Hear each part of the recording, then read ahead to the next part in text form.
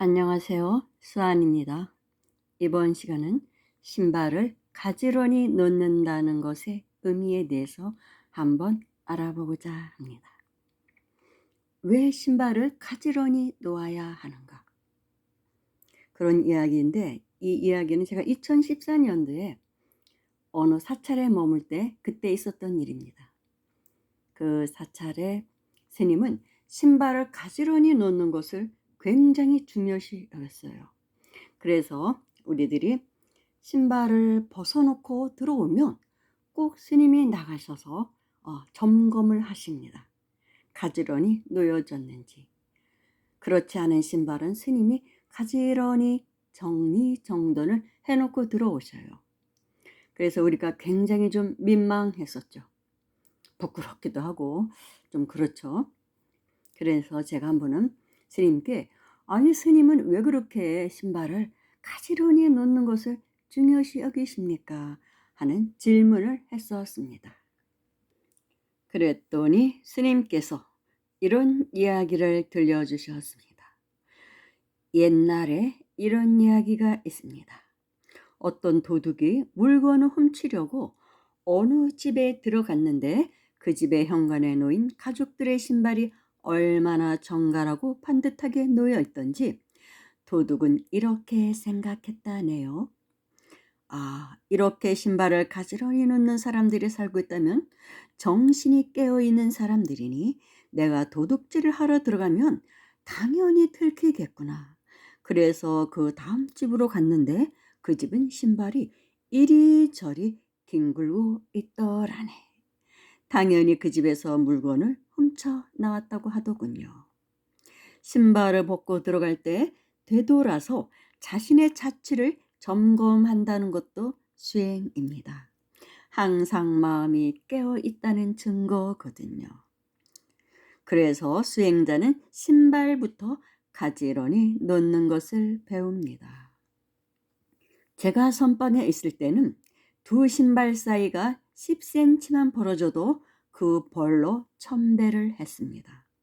그만큼 일상생활 하나하나를 수행으로 삼았던 거지요. 그 말씀을 듣고 보니까 저는 정말 좀 민망하더라고요. 저는 아직도 신발을 바르게 못 넣는 게 문제예요. 그래서 같이 사는 사람한테 매일 쿠사리, 그러니까 잔소리를 들어가면서도 그게 잘 안 돼요. 그래서 그때 당시에도 스님께 저는 신발 한 짝에 날아다니는 사람인데 제가 진작에 신발을 가지런히 놓을 줄 알았더라면 제 인생이 달라졌을 텐데요. 아쉽네요. 네, 스님께서 막 웃으시더라고요. 하하하, 그랬겠지요. 그런데 잘 오셨습니다. 여기 오신 건 잘하셨습니다. 이렇게 대답을 하시더라고요. 그런데 또 이런 말도 있습니다. 신발을 이리저리 놓는 사람은 돈도 잘 빌려준다고 합니다. 그래서 돈을 꾸러갈 때는 신발 놓는 것을 보면 성공할지 실패할지를 안다고 합니다. 그 신발을 가지런히 놓는 사람은 돈도 잘 안 빌려준대요. 대체적으로 저처럼 신발도 이리 놓고 저리 놓고 덜렁대는 사람들, 날라다니는 사람들이 돈을 잘 빌려준다는 거예요. 그거는 인정이 많아서라기보다는 허점이 많다는 겁니다. 제대로 판단해서 돈도 빌려줘야지 무조건 빌려주는 건 아니거든요. 그러니까 지혜가 부족한 거예요. 사려가 깊질 않아서 그냥 무조건 누가 부탁을 하면 거절을 못하고 돈을 빌려주는데 저는 10중 8구는 돈을 못 받습니다. 지금까지 그렇게 살아왔어요. 근데 아직도 신발을 가지런히 잘 못 넣는 그런 사람입니다.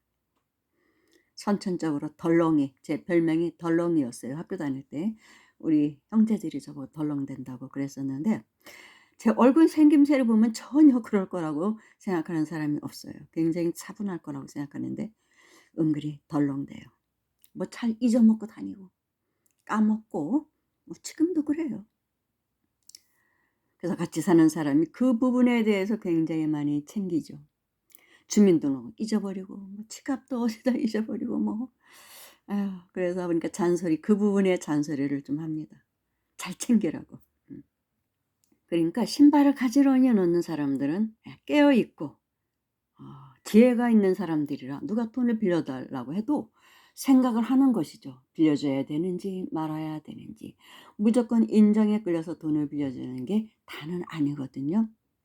만약의 경우 돈을 빌려준 것이 그 사람을 위하는 게 아니라 오히려 그 사람을 더 구렁텅이로 밀어넣을 수도 있는 경우도 있거든요. 그래서 이런 지혜를 갖고 깨어 있어야 돼요. 지혜를 가지려면 일단 깨어 있어야 돼요. 덜렁덜렁 되면 사실 힘들죠. 근데 덜렁대는 사람이 또 뭐 인간적으로 대하기는 편하죠. 그런 사람들이. 제가 좀 그런 편이에요.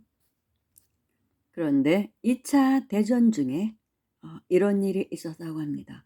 제가 옛날에 어느 책에선가 읽은 내용이에요. 어느 잡지인가에서 읽은 건데 많은 사병들의 생사가 걸린 긴박한 상황에서 상관의 판단은 굉장히 지대하죠. 한순간의 잘못된 판단으로 모든 부대원들이 개죽음을 당할 수도 있기 때문입니다. 그래서 그 당시에 어떤 상관의 직속보 한 사람이 상관의 마음자리를 살펴보기로 했다고 합니다. 포탄이 사방에서 떨어지는 그런 상황이었는데 부하 병사는 담배에 불을 댕겨서 거꾸로 해서 상관에게 드렸다고 합니다. 상관은 담배를 받아들고 그대로 입으로 가져가지 않고 담배를 잠시 지켜보고는 바르게 돌려서 입에 물었다고 합니다. 그 긴박한 상황에서도 잠시 멈춰 볼 수 있는 사람이라면 믿어도 되겠다고 판단을 했다고 해요. 그때부터 그 부하는 상관의 명령에 복종했고 전쟁은 승리로 이끌었다고 합니다. 그래서 항상 순간순간 깨어있으라는 것이죠. 그 순간에 담배를 거꾸로 줬다면 대부분의 사람들은 그대로 받아들어서 입에 갖다 댔을 테고 그러면 당연히 아 뜨거 하면서 입술을 베이고 또 놓쳤겠죠. 그거를 그러니까 실험을 해본 거예요. 테스트를 한 것이죠. 그 부하가. 과연 내가 이 사람을 믿어도 되는지. 그러니까 항상 그렇게 깨어있는 사람들이 대부분 지혜로운 사람들이라는 것입니다. 위급한 상황일수록 깨어있으라.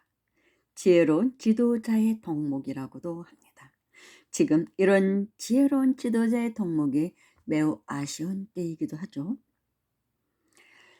그래서 저도 그 당시에 그 말씀을 스님께 드렸을 때 신발을 놔둔 가지런히 놓아야지. 그 스님 계신 곳에 있었을 때는 당연히 신경을 쓰니까 그랬는데 이 타고난 습성, 그동안 어려서부터 그렇게 덜렁덜렁대고 살아와서 그런지 이게 잘 안 돼요. 지금도 순간순간 제가 깨어있지 못하다는 겁니다. 화장실에 슬리퍼도 다음 상대편이 들어가서 편하게 신을 수 있도록 방향을 딱 해서 놔야 되는데 저는 훌렁 벗어나고 들어온 경우가 많아요. 그래서 맨날 구박받습니다. 또 이런다고. 잘 안 되는 부분이 이거예요. 그래서 사람은 누구나 생긴 거하고는 다르게 허점이 다 있는 겁니다. 누구나 그렇게 허술한 부분이 있어요. 이렇게 깨어있지 못하다 보니까 팝을 하다가도 뭐 이렇게 데이는 경우도 많고 칼에 손을 베는 경우도 많고 그렇습니다. 참 항상 정신이 깨어서 순일해야 되는데 이게 번뇌가 아직도 많다는 것이죠. 자꾸 딴 생각하고 뭐 이러니까 또는 뭐 밥하면서 뭐 또 뭐 연불도 하고 뭐 이렇게 하다 보니까 또 그런 경우도 있고. 근데 밥할 때는 밥하는 거예요만. 마음이 깨어서 이렇게 집중을 해야 되는데 순간순간 집중을 못하고 자꾸 이런저런 잡념과 섞이다 보니까 그런 것 같아요. 일심이 못 되는 것이죠. 오늘 이 방송은 저에 대한 경책입니다.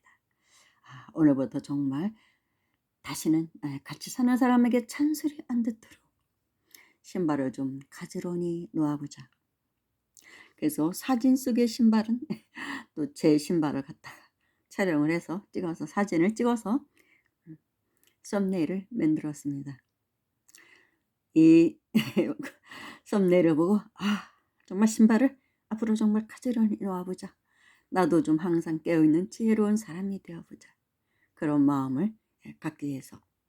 감사합니다.